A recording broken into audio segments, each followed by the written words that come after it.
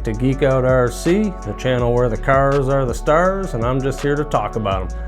After spending some time with some buggies, I thought maybe we'd shift gears and get into something a little bit different, or a lot different. Maybe we'll take a look at the Tamiya Extreme Truck, or the TXT-1.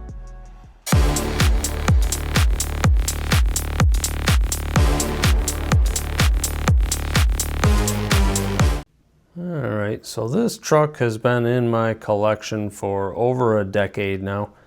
Back in 2012, Tamiya announced that they would be discontinuing this truck, and when I got wind of that, I decided it was a good time to purchase one, since I had been wanting one and just hadn't pulled the trigger yet. And I knew with them discontinuing the truck, they'd be harder to find and the prices would start steady increasing.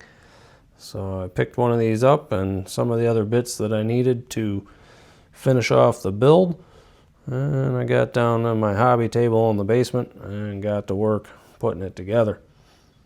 The truck came as a kit. You had to assemble it from scratch. The only things included were a mechanical speed control and a pair of Tamiya's basic silver can 540 motors. The kit included bushings, which I replaced with ball bearings. It also came with a finished body, pre-painted for you in the box art colors. All you had to do was add the decals, and it came with a clear body in the box so that you could paint one up your own color of choice.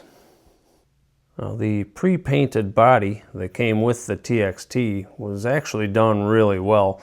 I'm not typically a fan of some of these screen printed bodies that come with your ready to runs, but this body I think was done just really well. The fade to black on the bed looks really nice.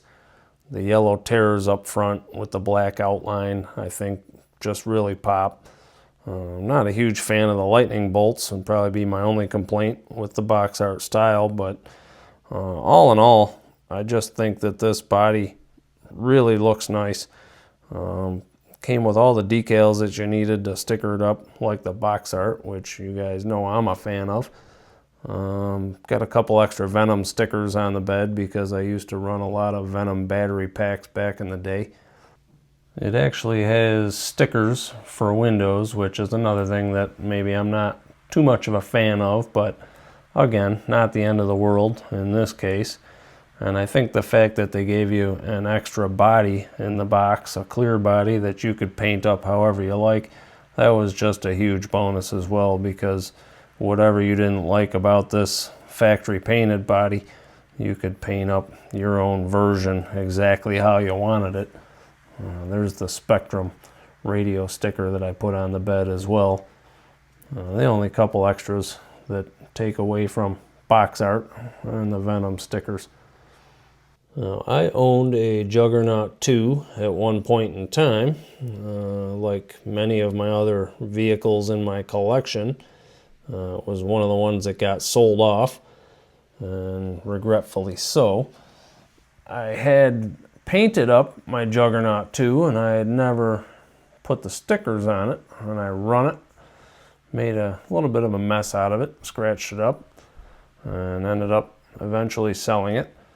And I still had my Juggernaut 2 decals laying around, so I now had a clear TXT-1 body and a set of Juggernaut 2 stickers. And the gears got turning in my head, and I decided, yeah, that's kind of a neat idea. I think I'm going to try that.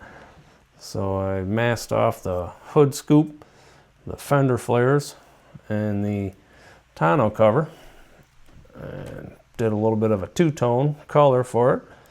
And I stuck my Juggernaut 2 stickers on a Lexan body and made myself a Juggernaut 2 replica on a TXT chassis. I think the Jug looks pretty good with some Clod style tires. Still got the chrome wheels. I think the Juggernaut 2 had chrome wheels. I really liked the tires that were on the Juggernaut 2, that unique tire. More of a rounded instead of the flat squared off, but I think this thing looks pretty good with this setup as well. So that's what I did with my extra clear body that was included in the kit. I'd be curious to hear what you guys have to say about it.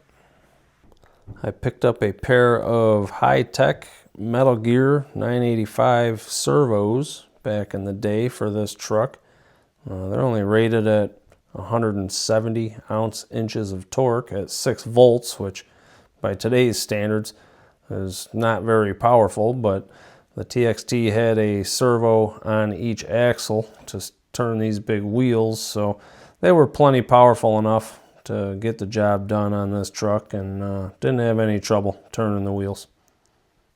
This truck came with plastic shocks on it. They were oil filled at least, but I felt the truck deserved something a little bit nicer than a plastic shock, so I picked up some of these aluminum hot racing anodized shocks for it.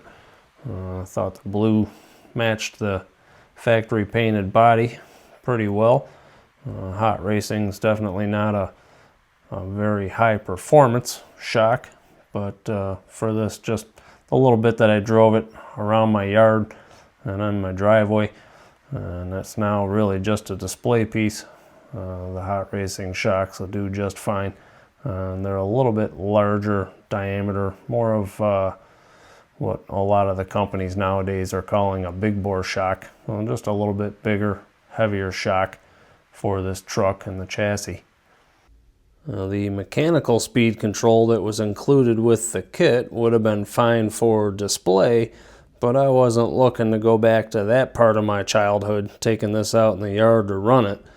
I picked up some takeout electronics from a brand new Traxxas Emax, which included this EVX2, which actually the screws lined up with the mounting posts for the mechanical speed control, so I was able to screw this right down to the chassis.